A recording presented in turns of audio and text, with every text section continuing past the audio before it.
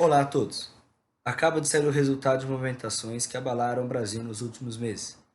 O impeachment da presidente Dilma Rousseff acaba de ser decretado pelo Senado Federal, com placar de 61 votos a 20, expondo assim a vontade dos integrantes desta Casa Legislativa.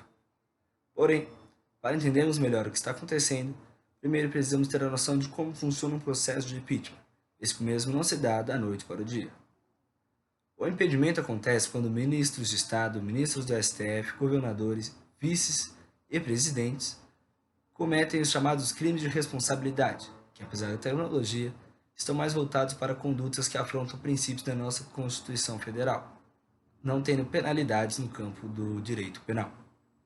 Assim, qualquer cidadão pode protocolar na Câmara dos Deputados um pedido de impeachment, desde que sigam os critérios formais para tal. Quando o presidente dessa Casa Legislativa coloca em votação o que está totalmente em seu encargo, e esse é aprovado, passamos para o Senado Federal, onde os senadores fazem a votação se ocorrerá o impedimento ou não, o que acabou de acontecer com a presidente Dilma Rousseff. Vamos passar agora para a repórter Adriana, que está em campo com mais informações sobre o caso. Adriana.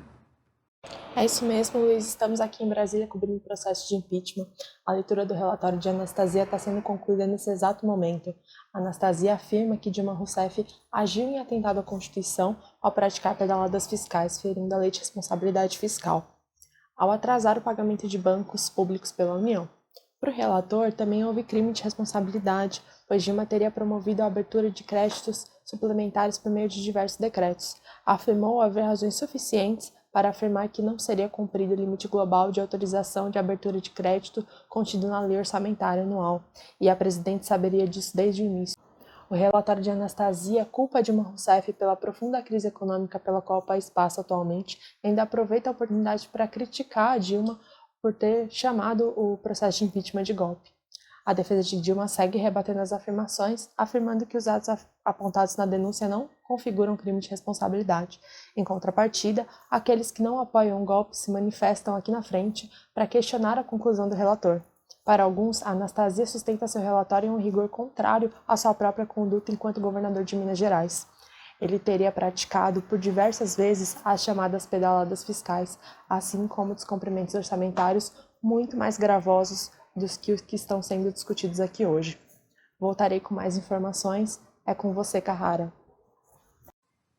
Muito obrigado, Adriana. Agora passaremos para os nossos especialistas, Lucas e Henrique, que trarão uma análise mais aprofundada sobre o caso. Muito obrigado pela apresentação, Luiz. É sempre bom estar de volta ao programa. Temos aqui como convidado o especialista Lucas Menegato, cientista político, e conversaremos um pouco sobre a aplicação dos princípios durkheimianos no relatório da agora ex-presidenta Dilma Rousseff. Em especial, tendo como base o livro Em Defesa da Legalidade, do professor Thomas Bustamante, da Universidade Federal de Minas Gerais. Saudações, Henrique, saudações a todos os nossos ouvintes. Bem, eu acredito que a nossa análise tem de iniciar principalmente no princípio da igualdade substancial, ou seja, o direito a uma aplicação consistente dos princípios em que nossas instituições políticas se apoiam. Perfeitamente, Lucas. Para além do princípio generalista da igualdade substancial, o principal dos erros do autor, o senador Antônio Anastasia, foi a não aplicação da responsabilidade moral, ou seja, aquela ideia de obrigatoriedade moral e política que casos iguais ou semelhantes sejam tratados com critérios iguais ou semelhantes. Justamente, Henrique. E é por isso que é relevante reforçar o questionamento. Se caso algum outro presidente cometer atos similares no futuro, se o princípio da responsabilidade moral será aplicado pelo presidente da Câmara dos Deputados, assim como foi aplicado por Eduardo Cunha. Ele acolheria um pedido de impeachment de Michel Temer sobre as mesmas circunstâncias?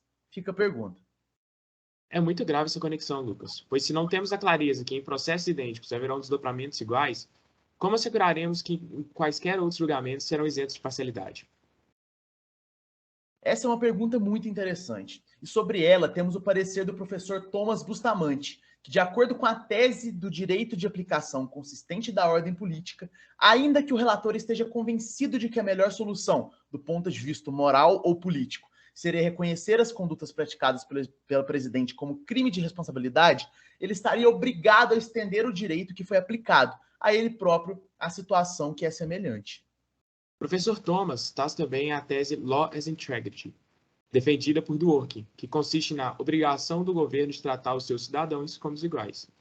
E ainda define duas responsabilidades para os agentes estatais: respeitar direitos que os cidadãos possam vir a ter, devido ao tratamento igualitário, ao tomar decisões de ordem política, e, além disso, expandir os efeitos de suas decisões de ordem política de forma unânime e consistente para todos. Um exemplo ilustrativo dessa teoria, Henrique, é o caso Justice Cardoso, em que se decidiu pela responsabilização de um motorista por danos morais suportados por uma mãe em decorrência de abalo emocional após presenciar um grave acidente sofrido pelo filho, criando um precedente jurídico. Frente ao exposto, o Dworkin sustenta que o juiz que vier decidir sobre caso semelhante deve aplicar a decisão firmada anteriormente de maneira consistente, independente de sua concordância ou de sua moralidade pessoal. Podemos apontar sobre esse caso é que, se o senador Anastasia tivesse mantido coerência entre a aplicação do direito, operada pelo Tribunal de Contas do Estado de Minas Gerais, no tocante às suas próprias condutas quando governador, e a aplicação operada por ele enquanto relator no presente processo, estaria afirmando que ele próprio praticou os crimes de responsabilidade, enquanto na função de governador do Estado de Minas Gerais. E a conclusão que chegamos finalmente, Henrique, caro telespectador, é que o senador Anastasia atuou de forma seletiva para decidir que a presidenta praticou crime de responsabilidade pela promulgação de decretos de crédito suplementares, enquanto ele recebeu apenas advertência pela prática reiterada da mesma conduta, ignorando por completo o princípio da igualdade substancial e a aplicação consistente de princípios fundamentais. É sempre um prazer falar com vocês e eu volto a palavra ao estúdio.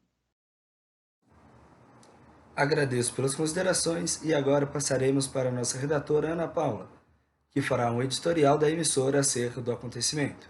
Por fim, tendo em vista todos os esclarecimentos e apontamentos trazidos por nossos convidados nesta reportagem, referentes à problemática no processo de impeachment da presidenta Dilma, maximamente na análise quanto à incoerência do senador Antônio Anastasia naquele contexto como relator do procedimento e também a inexistência de aplicação do princípio de responsabilidade moral por parte do então presidente da Câmara, Eduardo Cunha, podemos afirmar a ausência de fundamentos técnicos que justifiquem o afastamento da presidenta em 2016, por serem insuficientes as bases jurídicas e constitucionais, o que evidencia tratar-se de um processo de impeachment eminentemente político, e isso acarreta, sem sombra de dúvidas, uma insegurança num contexto de um Estado democrático de direito. Este foi o nosso editorial de hoje e agradecemos a todos e todas pela audiência. Uma boa noite.